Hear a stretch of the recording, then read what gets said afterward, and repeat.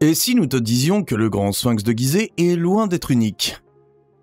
Et s'il existait au Pakistan un colossal jumeau de la statue égyptienne qui met en lumière une vérité historique dépassant ton imagination? Es-tu prêt à dire adieu aux théories poussiéreuses des cours d'histoire et à apprendre quelque chose de tout à fait incroyable qui ébranlera ta vision du monde?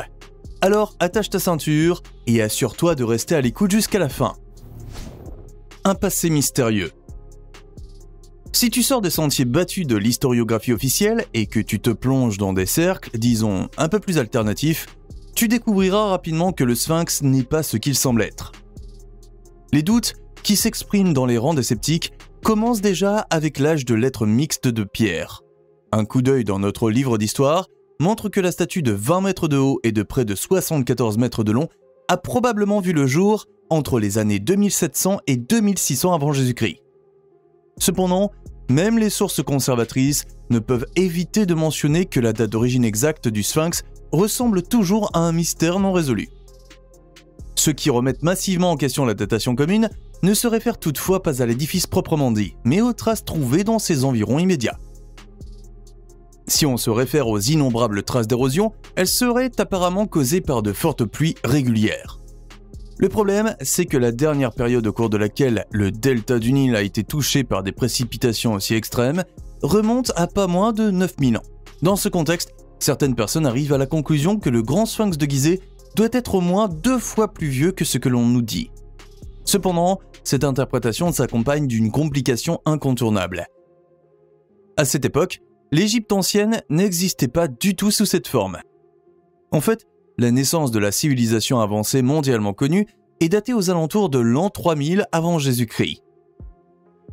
Celui qui creuse un peu plus loin cette position de départ arrive vite à l'idée que ce pourrait donc ne pas être du tout les habitants du royaume des pharaons qui ont créé la statue monumentale. Une autre approche consiste à dire que l'ancienne Égypte est en réalité beaucoup plus ancienne que ce que les historiens veulent nous faire croire. Les secrets du sphinx. Cependant, la liste des spéculations mystérieuses qui ont toujours entouré le sphinx ne s'arrête pas là. Au contraire, elle ne fait que commencer. Qu'en est-il des chambres et des tunnels mystiques que l'on soupçonne à l'intérieur et à proximité immédiate de la structure? Comment se fait-il que les autorités égyptiennes interdisent catégoriquement toute investigation sur ces mystères? Les recherches sont-elles vraiment interdites uniquement pour protéger les bâtiments anciens contre les dommages? Ou bien ces interdictions ont-elles en fin de compte un fondement beaucoup plus profond? Tu as peut-être déjà entendu parler de la salle des archives. On dit qu'il s'agit d'une bibliothèque légendaire datant de l'Antiquité qui sommeille directement sous les puissantes pattes du sphinx. Pour savoir où le mythe et la réalité se confondent, des chercheurs américains ont effectué un forage à grande échelle. Mais après que les hommes se soient avancés à 7 mètres sous terre, il n'y avait toujours aucune trace d'un mystique magot de connaissances qui bouleverse notre façon à tous de voir le monde. Et pourtant, les mesures sismiques ont suggéré la conclusion urgente qu'il existe bel et bien des chambres inconnues cachées dans les profondeurs du sphinx. Officiellement pourtant, il s'agirait de cavités tout à fait naturelles. Mais au lieu de poursuivre cette piste passionnante, l'autorité égyptienne des Antiquités a mis un terme à toutes les recherches, officiellement, pour protéger la statue des dommages. Le jumeau oublié. Mais même si le contexte et la véritable fonction du sphinx peuvent sembler mystérieux, une chose est incontestable. Le grand sphinx de Gizeh est unique. Ne nous méprenons pas. Bien sûr, nous n'avons pas affaire à la seule créature mixte de ce genre. Ainsi, les statues correspondantes dans des versions différentes se sont même produites très souvent dans l'Égypte ancienne. Plus encore, d'autres peuples de l'Antiquité, comme par exemple les Phéniciens, les Hittites, les Assyriens et bien sûr les Grecs, connaissaient également des êtres comparables. Et pourtant, en termes de dimension écrasante, aucune autre statue de sphinx ne se rapproche du célèbre lion couché à tête humaine. Ou bien, est-ce le cas? Eh bien, si l'on suit une interprétation qui n'est pas entièrement incontestée, alors un jumeau non moins impressionnant du grand sphinx existe bel et bien. Cependant, il ne se trouve pas en Égypte, mais au Pakistan. Le sphinx du Baloutchistan. Si tu laisses ton regard errer sur la province pakistanaise du Baloutchistan, tu y trouveras d'abord une chose. De la roche en quantité énorme. Et pourtant, plus on regarde longtemps les photographies correspondantes, plus elles paraissent étranges. La roche, avec ses nombreuses indentations presque régulières, semble bien plus étrange que les formations qui attirent notre regard dans d'autres endroits de la planète. Et qu'est-ce que cette chose colossale qui domine ce paysage ? Si nous ne regardons que la silhouette pure de cette structure, un fait ne peut être écarté. Elle nous rappelle les contours du célèbre Grand Sphinx. Mais comment cela se fait-il ? Quelle est l'origine de cette forme ? S'agit-il d'un phénomène naturel inhabituel ou la forme a-t-elle été délibérément modifiée ? Si tu commences maintenant à faire des recherches sur des théories concernant le soi-disant sphinx du Baloutchistan, tu te rendras compte que deux camps se sont développés entre-temps. Ceux qui flairent une dissimulation délibérée dans la structure, ainsi qu'une vérité historique inimaginable, et ceux qui rejettent ces hypothèses comme des absurdités pseudo-scientifiques. Lorsque les formations rocheuses naturelles, les intempéries et l'érosion ne parviennent pas à fournir des réponses satisfaisantes, l'heure des chercheurs alternatifs comme Graham Hancock et Bibhudev Mishra sonne. Interprétation controversée. Alors que Hancock est un écrivain britannique qui s'aventure fréquemment dans les frontières parascientifiques, Mishra est un consultant indien en technologie de l'information qui se décrit comme un chercheur indépendant.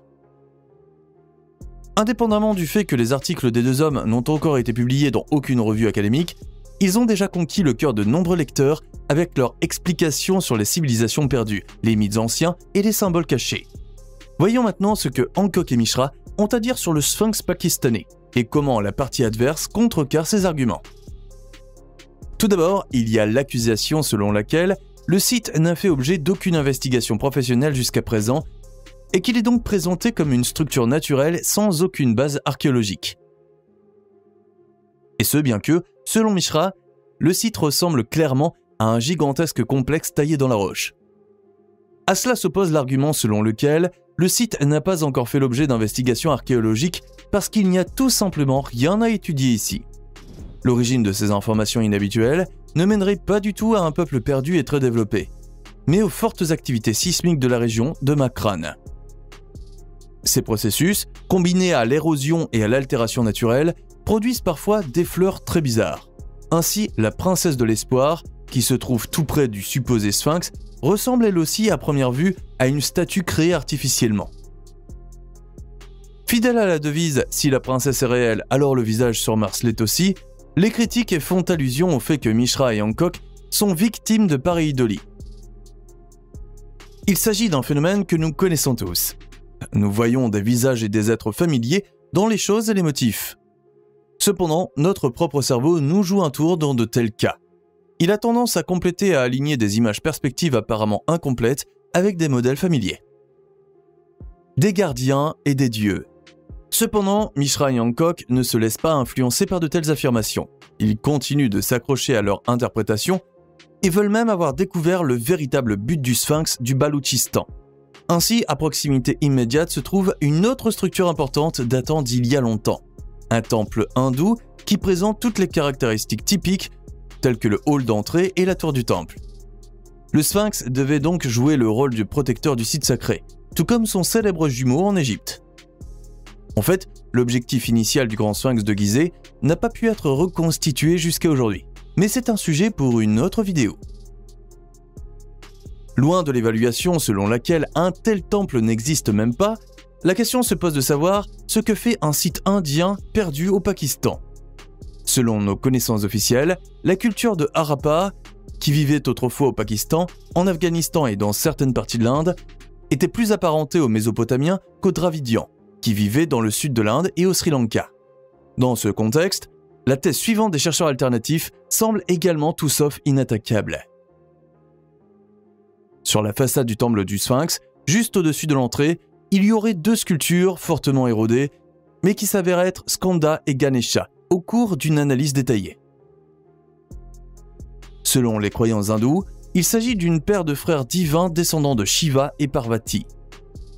Compte tenu de cette interprétation, il n'est pas particulièrement difficile de savoir à qui le temple était autrefois dédié.